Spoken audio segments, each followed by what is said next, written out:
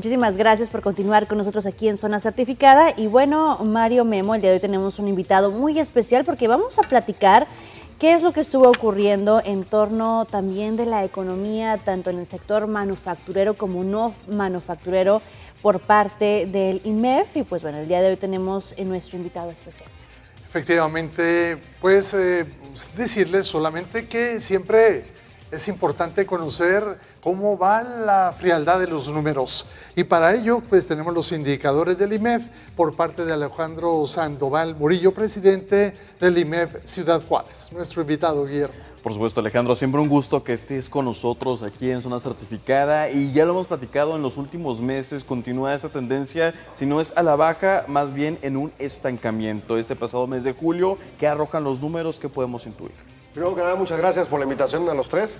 Y bueno, el indicador general, o bueno, el conjunto manufacturero y no manufacturero, ambos se recuperan, pero todavía no pasan del umbral. Entonces, por principio, podemos ver, y ahorita veremos los gráficos en la pantalla, un escenario de recuperación paulatino o moderado, vamos diciendo, y en donde, por ejemplo, es fuerte la recuperación del manufacturero desde 47.9 a 49.4, o sea, son 1.5 unidades hacia el alza, y se recupera también el no manufacturero prácticamente los 50 unidades. Esa es una recuperación menor porque no estaba tan lejos, pero bueno, en medio del asunto es que hay una recuperación.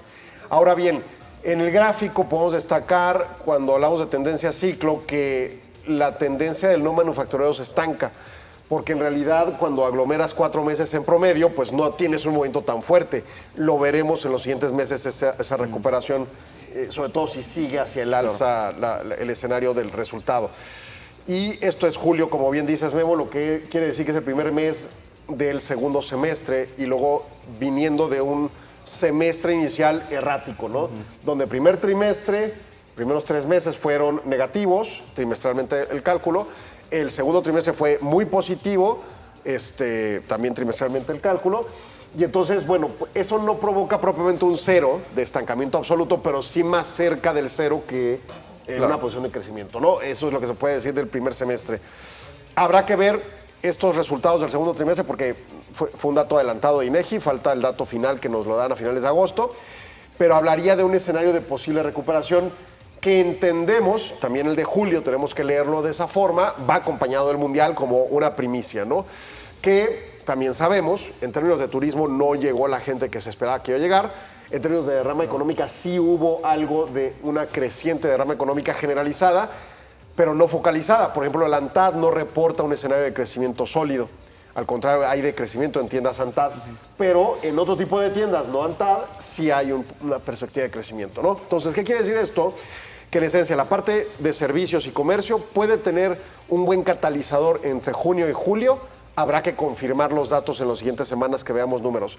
2, la manufactura por su lado, que trae la parte del indicador manufacturero propiamente, tiene una recuperación que podemos entender en el indicador INMEF vinculada a la movilidad positiva y continua de las exportaciones. México sigue siendo un exportador top hacia Estados Unidos fundamentalmente, con todo y la incertidumbre del contexto del tratado. Yo creo que esto nos hace ver claramente que la incertidumbre del contexto del tratado es una incertidumbre largoplacista y no debería ser una inmediata al día de hoy, ¿no?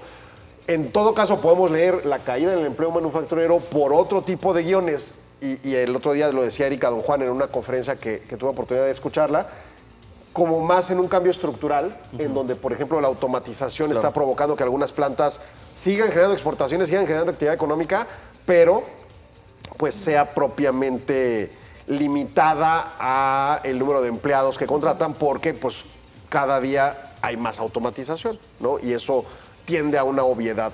Por lo que tenemos que trabajar en nuestro talento, en nuestra generación de talento local para poder aspirar a puestos de trabajo más altos y no masivos en la mano de obra, ¿no? Así es. En este tema, en el último que comentas, Alejandro, por ejemplo, le hemos platicado muchísimo en las últimas semanas. Aquí en México, ¿cuándo crees que ya podríamos ver una dificultad con el tipo de carreras o de las personas que ya no están teniendo estas oportunidades laborales porque se necesita otro tipo de mano de obra o de talento? Es algo que viene ocurriendo, ¿no? A mí me tocó trabajar para la Autónoma de Ciudad Juárez en una licitación, en un concurso que se hizo de una investigación de mercado. Y dentro de los resultados generalizados podemos decir que ya desde 2014 que hice ese estudio, o sea, hace 12 años, hablaba propiamente el mercado de que requería otras herramientas de las que traían los estudiantes egresados. Okay. Y dentro de ellas estaba el inglés, ciertos temas de habilidades blandas. Y también yo leía entre líneas una interpretación errática del mercado de lo que es un egresado universitario.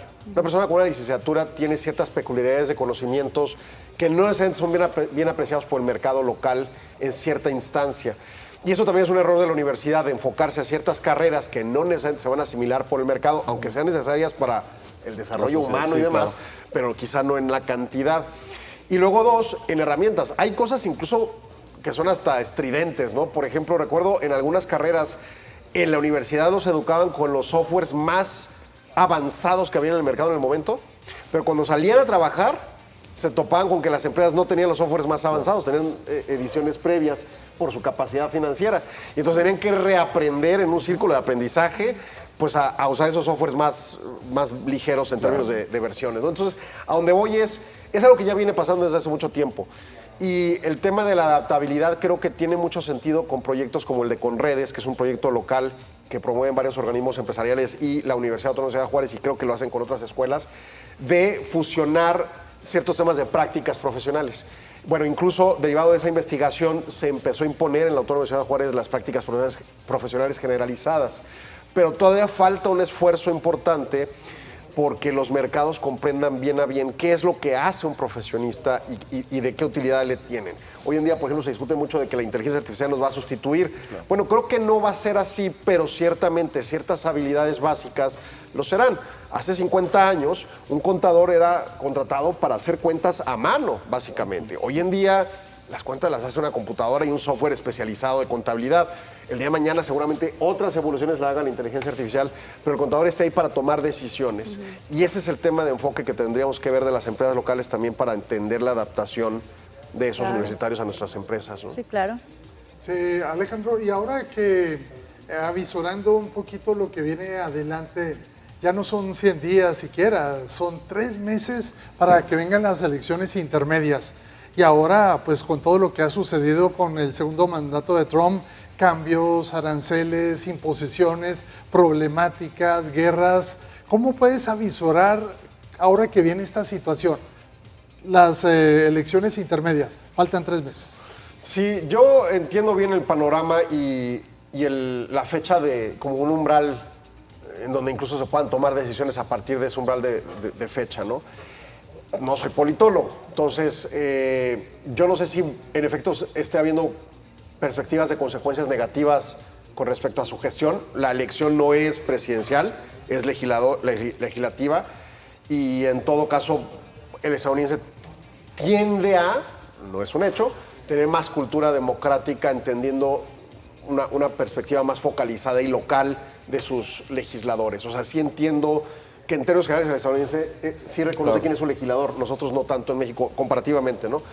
Entonces, quizá haya escenarios en donde se sostenga una posición electoral determinada, independientemente del partido, más allá del presidente y el juicio que se haga sobre su gestión. Ese es un tema.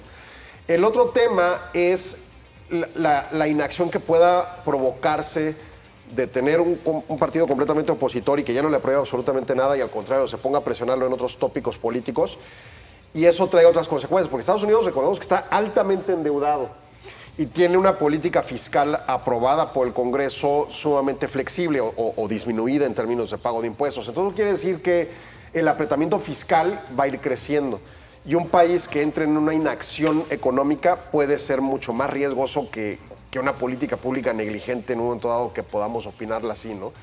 Esto no quiere decir que respalde yo una posición política, claro, ni a la del presidente Trump, pero lo que quiero decir es, mis lecturas en la perspectiva económica, realmente creo que no deben, mi recomendación es no leerlas alrededor del proceso electoral. O sea, va a haber una consecuencia con ese proceso electoral de cualquier tipo, pero hay muchos más tópicos en el entorno. Por ejemplo, de aquí entonces, muy probablemente empecemos a ver convergencias inflacionarias importantes en la Unión Americana y aquí.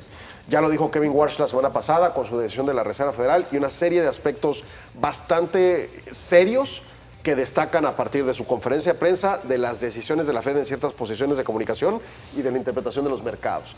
Igual en el caso mexicano, tenemos impactos inflacionarios esperados próximos, porque la inflación ha bajado de manera interesante, pero también a la vez riesgosa, que implica la posibilidad de retrocesos en los procesos inflacionarios. Entonces, más bien yo vería dato por dato cómo vienen aconteciendo las cosas más allá del hito específico del proceso electoral o de incluso pensar que de eso se depende una decisión. Creo que las decisiones deben de depender del contexto de mercado que tenemos más que propiamente de una posición electoral, ¿no? Bueno, por supuesto, Alejandro, muchísimas gracias por acompañarnos el día de hoy, un comentario muy acertado y bueno, nos quedamos con estos datos de los indicadores manufactureros y no manufactureros. Ya te esperamos cuando termine el mes de agosto para ver si continuamos con esta tendencia positiva. Esperemos que así sea. Muchas gracias. Muchísimas gracias y bueno, a continuación vamos a una pausa, regresamos. Desde luego.